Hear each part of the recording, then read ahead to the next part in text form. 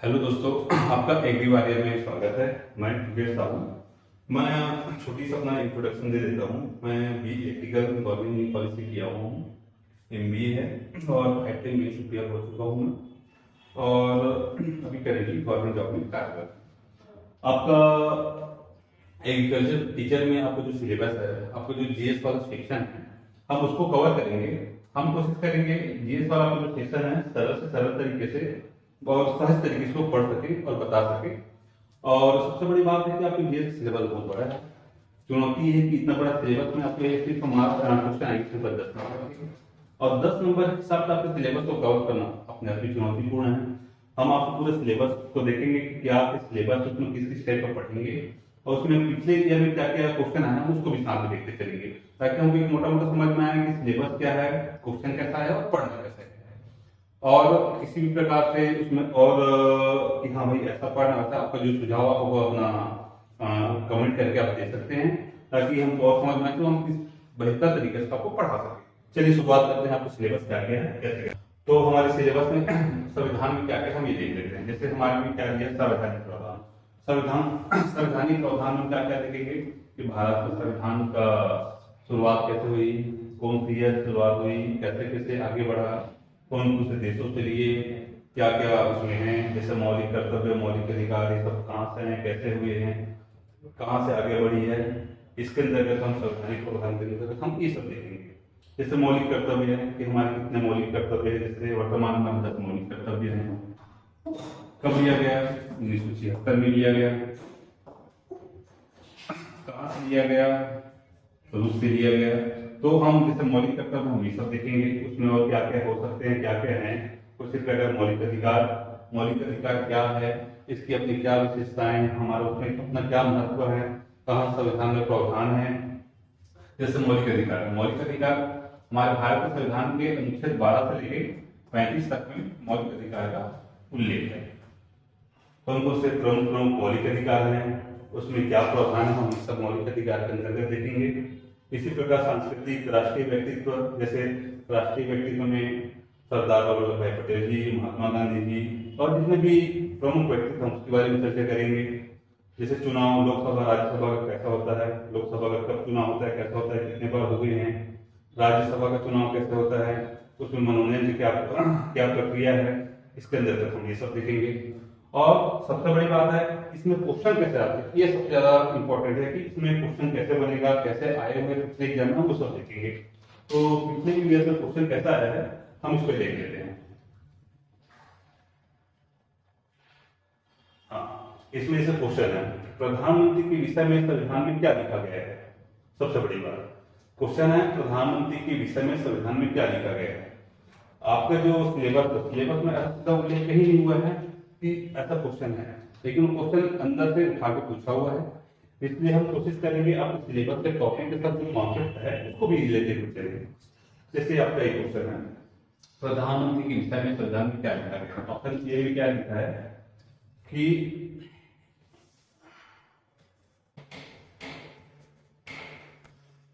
आपको क्वेश्चन है, प्रधानमंत्री के विषय में संविधान में क्या लिखा गया है। सीधा क्वेश्चन है, कॉन्सेप्चुअल क्वेश्चन है।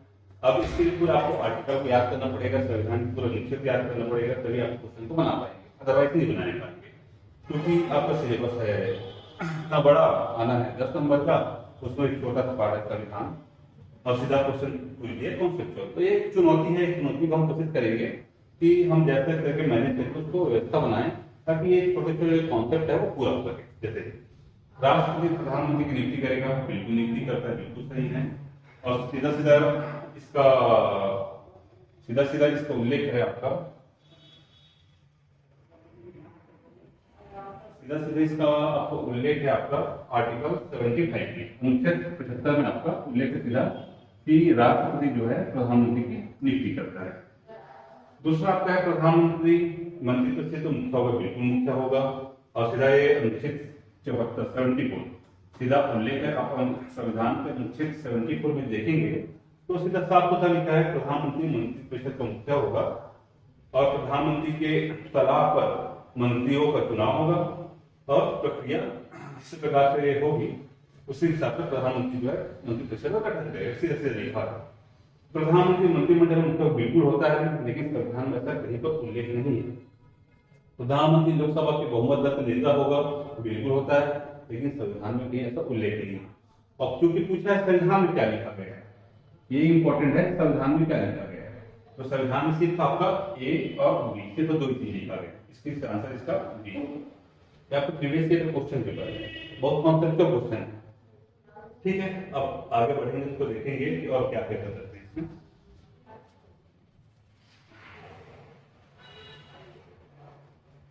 एक क्वेश्चन है आपका, एक वित्त विधेयक में संसद ने पारित किया है और स्वीकृति के लिए राष्ट्रपति के पास भेजा है।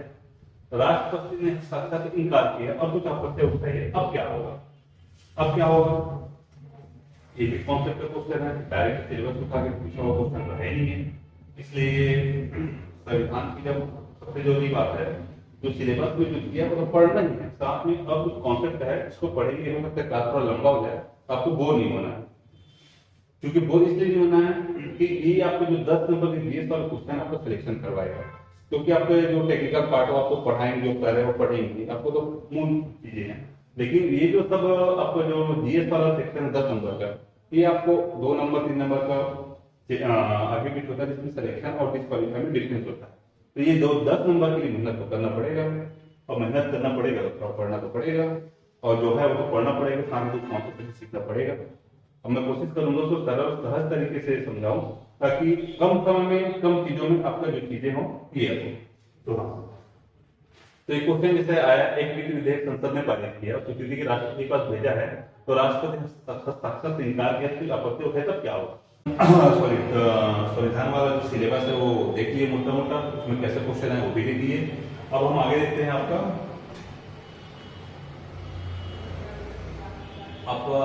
भारत का इतिहास और राष्ट्रीय आंदोलन से क्या क्या टॉपिक है, उसमें कैसे कैसे क्वेश्चन पूछते हैं। भारत के इतिहास अपने आप में बहुत बड़ा ब्रॉड है, तो हम कोशिश करेंगे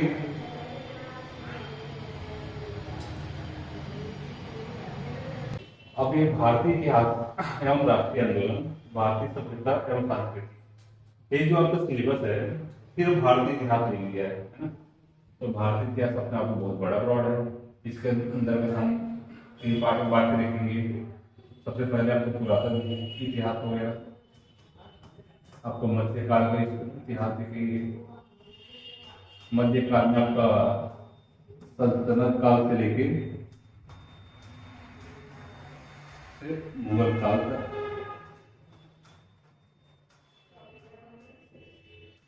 राइटिंग में ध्यान मत दीजिएगा, ये धीरे धीरे सुधार हो जाएगा, और जो चीजें समझना उसको मैं आपको समझा दूंगा। और आपको भारतीय इतिहास में 3 पार्ट में आप आइए, सॉरी ये आधुनिक इतिहास, ये आधुनिक इतिहास में दे दिया है राष्ट्रीय आंदोलन, हम ये राष्ट्रीय आंदोलन भी देख लेंगे, या राष्ट्रीय आंदोलन आपका आधुनिक इतिहास में आ जाएगा। ये आपका जो लिखा है आपका 1857 फिर 1947, ये भी आपका आधुनिक भारत में आ जाएगा, आधुनिक इतिहास में आ जाएगा। या आपको 1947 के बाद इसी में आ जाएगा। तो आपका जो भारतीय इतिहास का जो पुरातन और मध्यकाल जो है, प्राचीन और मध्यकालीन इतिहास, तो उसके बारे में सिलेबस में उल्लेख नहीं किया, सीधा इतिहास में उल्लेख किया है। हम कोशिश करेंगे उसमें जो सेलेक्टिव जो चीजें हैं सिर्फ उसी को ही पढ़ेंगे। अब इसमें कैसा क्वेश्चन है हम इसको देख लेते हैं प्रीवियस ईयर में, ताकि मोटा मोटा समझ में आए कि कैसा आपको पढ़ना चाहिए। आपको मिलेबल हिस्ट्री और इनिशिएटिव हिस्ट्री क्वेश्चन, तो हम देख लेते हैं क्वेश्चन कैसा है इसका। अब देखिए ये जो क्वेश्चन आया है आपका, आया है वो एक जो क्वेश्चन आपका प्राचीन इतिहास का है, इनिशिएटिव का है ना, प्राचीन इतिहास से वो भी प्राचीन इतिहास में इतना अंदर का क्वेश्चन पूछा हुआ है। सीधा बोला जाए ये बहुत टफ क्वेश्चन मैं मानता हूँ, क्योंकि इसको पढ़ने के लिए प्राचीन इतिहास का बहुत अंदर घुस के पढ़ना पड़ेगा। अब जैसे पूछा है निम्नलिखित में से किसने समाज का 4 वर्षों में विभाजन का उल्लेख है। समाज के 4 वर्षों में 4 वर्ण होना चाहिए, एक गलत टाइपिंग हुआ है, 4 वर्णों का उल्लेख हुआ है, और एक गलत टाइपिंग हुआ है, तो वर्ष में वर्ण होना चाहिए। तो सीधा सीधा ये है कि ऋग्वेद में हुआ है कि यजुर्वेद में हुआ है कि सामवेद में हुआ है कि अथर्ववेद में हुआ है ना। तो सीधा सीधा इसका आंसर है आपका ऋग्वेद में हुआ है। ऋग्वेद के आपको पता है ऋग्वेद में अलग अलग मंडल है, यह है टोटल हमारे जैसे ऋग्वेद में कितने हैं 10 मंडल है। ये आपको पढ़ेंगे जब इसको आगे डिटेल चर्चा करेंगे इस मंडल के बारे में, कौन सा मंडल में क्या कह रहे हैं, कितने सूक्तियां हैं, उसमें कितने श्लोक है, ये सब देखेंगे। तो ये आपके ऋग्वेद में सीधा 10वें मंडल में, सीधा 10वें मंडल में आपका किसका उल्लेख है 4 वर्णों में उल्लेख है कि समाज में 4 वर्ण होता है, सीधा सीधा ऋग्वेद के 10वें मंडल में उल्लेख है। तो इसलिए इसका आंसर क्या होगा हमारा, सीधा आंसर होगा हमारा सीधा ए। अब क्या है मौर्य वंश के निम्नलिखित में कौन सा शासक जिसकी हत्या पुष्यमित्र सुनने की। देखिए ये भी प्राचीन इतिहास का क्वेश्चन है। आपको मीडिएवल और आधुनिक और भारत का 2 क्वेश्चन, आधुनिक इतिहास का क्वेश्चन तो दिया ही नहीं, प्राचीन 2 उठा के दे दिया है। तो सिलेबस जो छोटा दे दिया है क्वेश्चन के लिए उठा पूछ रहे हैं, तो हम कोशिश करेंगे कि आप प्राचीन इतिहास मध्य तक आप तीनों को ऐसा पैरेलली पढ़ें ताकि ज्यादा से ज्यादा कवर हो सके। तो जैसे पूछा मौर्य वंश का निम्न में से कौन सा शासक था जिसकी हत्या पुष्यमित्र तुमने की। हमको पता है मौर्य वंश में मगध के अंतर्गत मौर्य वंश का शासन हुआ करता था। इसमें अजातशत्रु से बिंबिसार लेके से बहुत बड़े बड़े राजाओं ने मगध में शासन किया। तो मगध साम्राज्य का अंत किसने किया, पुष्यमित्र की किसके हत्या करके, जो अंतिम शासक भद्रियधर, ये अंतिम शासक है भद्रियधर, इसकी हत्या करके शुंग वंश की स्थापना की, किसने, पुष्यमित्र शुंग ने। तो ये आपका हिस्ट्री का क्वेश्चन हो गया, सीधा 2 क्वेश्चन आया होगा, एंशिएंट हिस्ट्री से ही ला दिया है ना। अब आगे देखते हैं सिलेबस में आपको क्या है आगे सिलेबस में। ये आपका भूगोल है, इसका भूगोल है छत्तीसगढ़ के बोर्ड का और भारत का और विश्व का। भूगोल के अंतर्गत हम सीधा क्या लिखेंगे, भूगोल का मतलब पर्वत, पठार, मैदान, इसमें छत्तीसगढ़ की अवस्थिति, भारत की अवस्थिति कि भारत और छत्तीसगढ़ कितने देशांतर कितने अक्षांश में है। जैसे भारत 9 डिग्री से 27 डिग्री अक्षांश में, और आपका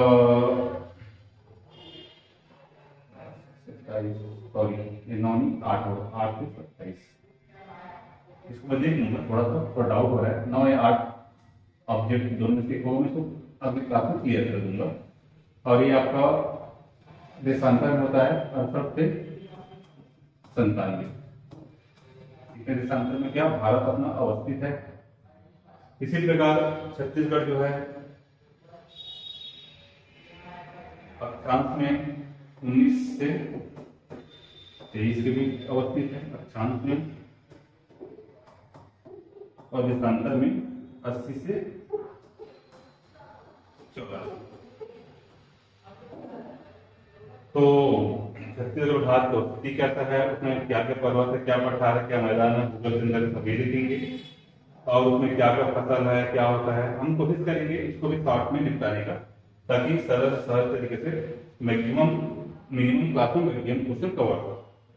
विश्व का भूगोल में हम देखेंगे विश्व में कितने महाद्वीप है, कितने महासागर हैं, कौन से प्रमुख पर्वत हैं, कौन से पठार हैं, जो बहुत इंपॉर्टेंट क्वेश्चन होगा उसी को ही देखेंगे। जैसा अभी क्वेश्चन क्या है उसको देख लेते हैं। अब क्वेश्चन आया सीधा भूगोल में आपका सीधा भारत का फसल के बारे में पूछ दिया है। तो फसल में क्या भारत की प्रमुख फसल कौन सी है, सभी जानते हैं चावल है। चावल का उत्पादन कहाँ होता है सबसे ज्यादा, ये भी देख लेंगे। आप एग्रीकल्चर वाला सेक्शन भी आपको पढ़ाया जाएगा। सबसे ज्यादा पता है सबको कि पश्चिम बंगाल में होता है सबसे ज्यादा चावल, है ना। अब क्या हो गया, ये आपका फसल से क्वेश्चन आया हुआ है। और सबसे बड़ी बात है भूगोल से आपका 3 क्वेश्चन आया हुआ है, 3 क्वेश्चन। एक क्वेश्चन जनगणना से आ गया है, एक क्वेश्चन आपका नदी से आ गया है, और आपका पर्वत पठार मैदान से क्वेश्चन तो आया ही है। हो सकती है जो पर्वत पठार मैदान से क्वेश्चन आ जाएगा। तो हाँ, तो ये इसका आंसर तो चावल हो गया, क्लियर है। नदी किनारे स्थित गाँव हो गई, थोड़ा कॉन्सेप्ट और क्वेश्चन है, इसका आंसर कहीं रेटिंग होता है ना। इसको कैसे रेट होती क्या होता है, जब नदी वाला सेक्शन में करेंगे तो थोड़ा डिटेल में समझाएंगे इसको। अब पहले भारत की प्रथम जनगणना कब हुई, तो लॉर्ड रिपन के कार्यकाल में। रिपन हमारे मतलब भारत के गवर्नर जनरल, भारत के वायसराय रिपन जो है, उसके कार्यकाल में, रिपन कार्यकाल में 1881 में पहली बार नियमित जनगणना हुई। नियमित जनगणना नोटिस याद कीजिएगा। और पहली जनगणना हुई थी 1872 में लॉर्ड मेयो के कार्यकाल में। किसके? लॉर्ड मेयो के कार्यकाल में, है ना। तो आपके भूगोल के 3 क्वेश्चन आए हैं, इसमें से मेरे विचार में 2 सरल क्वेश्चन है, एक कॉन्सेप्चुअल क्वेश्चन है, तो मिक्स क्वेश्चन है सरल के 3 का। चलिए अब आगे देखते हैं।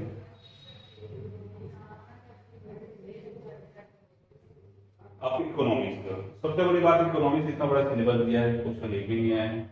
हो सकता है इस बार 2 क्वेश्चन आ जाए, हो सकता है फिर एक भी ना आए, लेकिन हमारा काम क्या है, टॉपिक के साथ साथ जो फैक्ट है इकोनॉमिक्स को उसको पढ़ना। जैसे सामाजिक एवं आर्थिक विकास, एक इसका सामाजिक एवं आर्थिक विकास, इसका कॉन्सेप्ट क्या होता है हम ये देखेंगे। जनसंख्या परिप्रेक्ष्य में ये भी देखेंगे कितने जनसंख्या भारत में, कितने क्रियाशील है, कितने विस्थापन होता है, इसके अंदर हम ये सब देखेंगे। सकल राष्ट्रीय उत्पाद जीडीपी क्या होता है ये देख लेंगे, इसमें देश की जीडीपी कितनी है वो भी देख लेंगे। प्रति व्यक्ति आए, इसका कॉन्सेप्ट प्रति व्यक्ति आएगा, कॉन्सेप्ट क्या है वर्तमान में छत्तीसगढ़ और भारत का प्रति व्यक्ति आय क्या है, इसको भी देख लेंगे, है ना। इंडिया के लिए इंडिया भी नहीं हो गया, आजकल भारत हो गया, है ना, तो भारत इसमें ज्यादा सही है। औद्योगिक विकास में क्या क्या हुआ है, कैसे कैसे औद्योगिक विकास किया गया। जैसे 1948 में पहली बार औद्योगिक विकास की अवधारणा लाई गई, इसमें भी एक योजना बनाई गई कि औद्योगिक विकास में क्या क्या रहेगा, कैसा रहेगा, किस प्रकार को आगे बढ़ाना है, इसके बारे में उल्लेख है। भारतीय अर्थव्यवस्था में बैंक प्रणाली क्या है, कितने अनुसूचित बैंक है, कितने गैर अनुसूचित बैंक, उसके क्या क्या शर्तें होती है, उसका संचालन कैसे होता है कि आरबीआई करता है, आरबीआई कैसे इसमें नियम, इसमें रेपो रेट, रिवर्स रेपो, ये सब होता है, उसके प्रणाली आ जाती है, हम उसको देखेंगे। और क्या है आपका वर्तमान में आर्थिक घटनाक्रम। इस आर्थिक घटनाक्रम में हम क्या क्या देखेंगे कि भारत की जीडीपी क्या है, कितना का उसका जीडीपी है, कितना ग्रोथ है, कितना विकास है, कौन कौन सेक्टर में, औद्योगिक सेक्टर में, कृषि सेक्टर में, सर्विस सेक्टर में उसका कितना कितना योगदान है, सब इसके अंतर्गत आ जाएगा। और छत्तीसगढ़ बोर्ड का 10वीं से पाठ्यक्रम का इसके अंतर्गत जो इकोनॉमिक्स का आगे छत्तीसगढ़ को जैसे भारत का है छत्तीसगढ़ का, जैसे भारत का विकास होता है वैसे छत्तीसगढ़ का भी विकास होगा, जब भारत में जीडीपी है वैसे छत्तीसगढ़ का भी जीडीपी होगा। जब भारत भर में 3 सेक्टर है वैसे छत्तीसगढ़ में 3 सेक्टर होगा। जब भारत का प्रति व्यक्ति कितना है, छत्तीसगढ़ की प्रति व्यक्ति आया होगा। तो हम सबको एक काम करेंगे, भारत की अर्थव्यवस्था और छत्तीसगढ़ की व्यवस्था को पैरेलल लेके करेंगे ताकि कंपेयर करके याद करने आपको समझ आए। तो देखिए पिछले प्रीवियस ईयर में आपका एक भी क्वेश्चन नहीं आया था इसमें से छत्तीसगढ़ से, सॉरी इकोनॉमिक्स से, है ना। अब देखते हैं आपका अगला टॉपिक क्या है, सामान्य विज्ञान सीधा आया है। सामान्य विज्ञान में आपका 3 सेक्शन है, आपका फिजिक्स, केमिस्ट्री और आपका जीव विज्ञान। वनस्पति वाला सेक्शन आपका एग्रीकल्चर वाले टीचर पढ़ाएंगे, आपका फिजिक्स, रसायन और जीव विज्ञान में इसको मैं देखूंगा। इसका ये भी सिलेबस अपना आप में बहुत बड़ा है, पिछले ईयर एक क्वेश्चन नहीं आया था आपका साइंस वाले सेक्शन से। फिर फिजिक्स के अंतर्गत हम क्या क्या देखेंगे, प्रकाश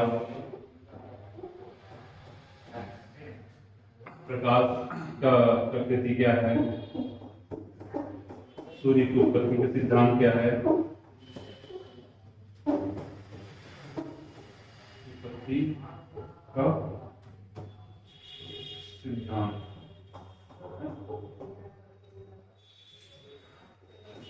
लेंस क्या होता है, लेंस के बारे में लिखेंगे, चुंबक,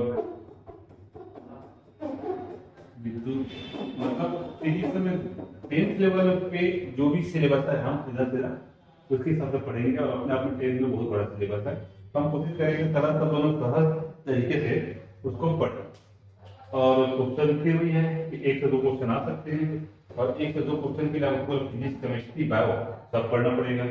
ये आपको फिजिक्स सिलेबस हो गया। वैसे ही केमिस्ट्री के सिलेबस में, केमिस्ट्री सिलेबस में भी क्या क्या है आपका, आपको फॉर्मूला है, आपको एल्कोहल का निर्माण C2H5 लिखते हैं, एल्कोहल आपका इसका निर्माण, इसका उपयोग, इसके गुण, आपका साबुन, साबुन है, साबुन के निर्माण क्रिया विधि, इसके नाम से कैसे साबुन का निर्माण होता है, इसके फार्मूला क्या होते हैं, वैसे ही अपमार्जक, इसके अंतर्गत आप धातु, धातु क्या होता है, अधातु क्या होता है, धातु के अंतर्गत निष्कर्षण, निष्कापन, जितने भी इसके धातु के साफ करने के तरीके होते हैं, क्या कहते हैं कि इसको धातु को अपचयन करके कैसे प्राप्त करते हैं, कैसे क्या विधि करते हैं, सब इसके अंतर्गत आएगा। वैसे अधातु के अंतर्गत ऑक्सीजन निर्माण कैसे होता है, नाइट्रोजन निर्माण कैसे होता है, ये सब देखेंगे हम। तो वैसे ही केमिस्ट्री का सिलेबस भी बहुत बड़ा हो जाता है। अब बोलेंगे जीव विज्ञान का, ये सबसे बड़ा आपका सिलेबस में साइंस का सेक्शन में जीव विज्ञान, ये बहुत बड़ा सिलेबस हो जाता है। इसमें आपका प्रकाश संश्लेषण से लेके पोषण, किडनी से लेके आपका हृदय की कार्य संरचना, मस्तिष्क, डीएनए, आरएनए, अब मानव शरीर के जितने भी होते हैं सब चीज पढ़ना पड़ेगा। इसमें पढ़ेंगे छोटे रूपों में, है बहुत बड़ा। मैं मस्तिष्क को पढ़ाऊंगा तो 2 क्लास में खत्म होगा, 3 क्लास में खत्म होगा, अपने आप में एक पीएचडी होता है। लेकिन हमको पीएचडी करना नहीं है, हमको सिर्फ पढ़ना है एग्जाम की दृष्टि से, ताकि जो बेसिक चीजें हैं कि मस्तिष्क का वजन कितना होता है, कितने भागों में बांटा गया है, और कितने भाग में बांटा गया है, उसमें क्या क्या पार्ट होते हैं, क्या क्या कार्य होते हैं, ये सब देखेंगे सरल शब्दों में, है ना। तो साइंस का पिछले ईयर में कोई क्वेश्चन नहीं आया था, इस बार संभावना है क्वेश्चन आए, है ना। अभी आपका छत्तीसगढ़ के इतिहास, भूगोल, राजनीतिक व्यवस्था, अर्थव्यवस्था, शासकीय योजनाएं, पुरस्कार, सम्मान, ये सब दिया हुआ है। फिर वही छत्तीसगढ़ के इतिहास में आपको खुद हुई कि एंशिएंट से लेके आपका मध्यकालीन इतिहास से लेके आधुनिक इतिहास तक, इसमें भी जाना पड़ेगा। इसमें सीधा सीधा क्वेश्चन आता है, उतार के डाल देता है। हम इसको छत्तीसगढ़ के इतिहास को थोड़ा अच्छे से पढ़ने की कोशिश करेंगे। भूगोल में कोई पर्वत पठार मैदान, छत्तीसगढ़ की जनसंख्या क्या है, कितने स्टेट, कितने ओबीसी हैं। अभी ओबीसी भी चर्चा में चल रहा है, तो ओबीसी बारे में बात कर लेंगे। राजनीतिक व्यवस्था कैसे होती है छत्तीसगढ़ की, उसको देख लेंगे। अर्थव्यवस्था, मैं बोला कि छत्तीसगढ़ अर्थव्यवस्था भारतीय अर्थव्यवस्था पैरेलल चलेंगे, ताकि तुलनात्मक अध्ययन करेंगे तो पढ़ने और याद करने में आसानी होगी।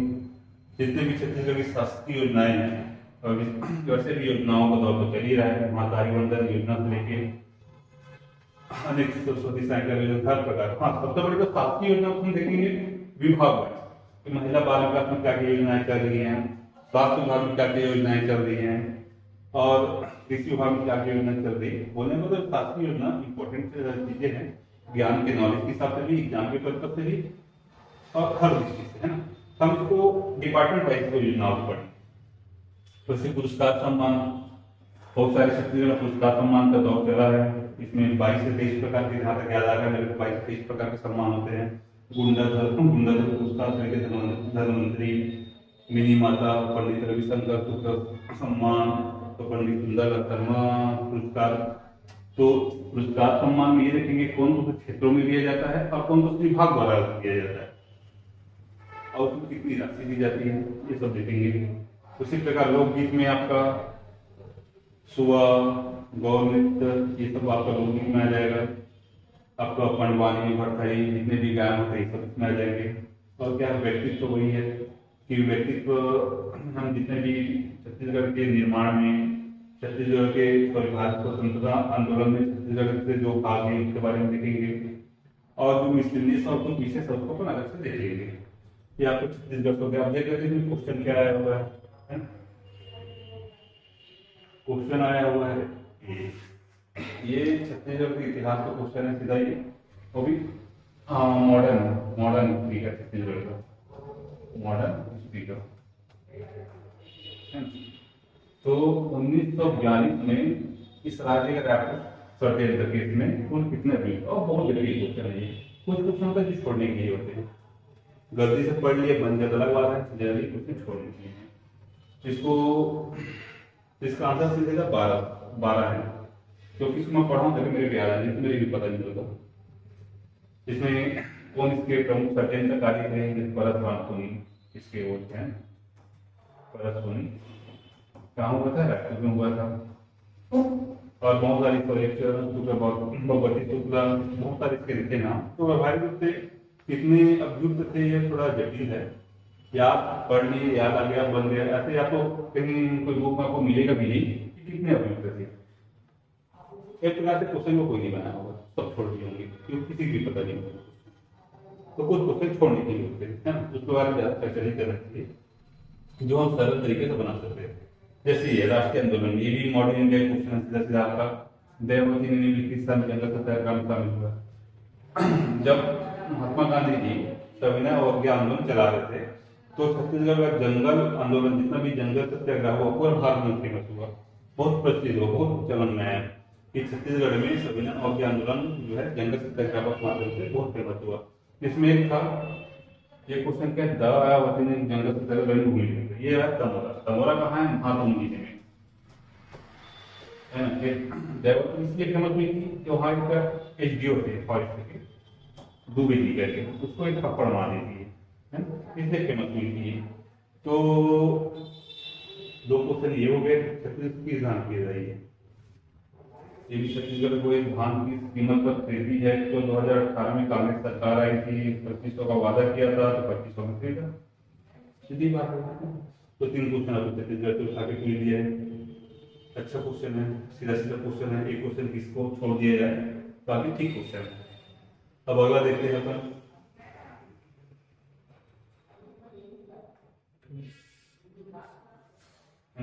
ये हमारी टीम है, आपको विभिन्न विषय सब्जेक्ट से पढ़ाएंगे, जो जो अपना अपना सब्जेक्ट है।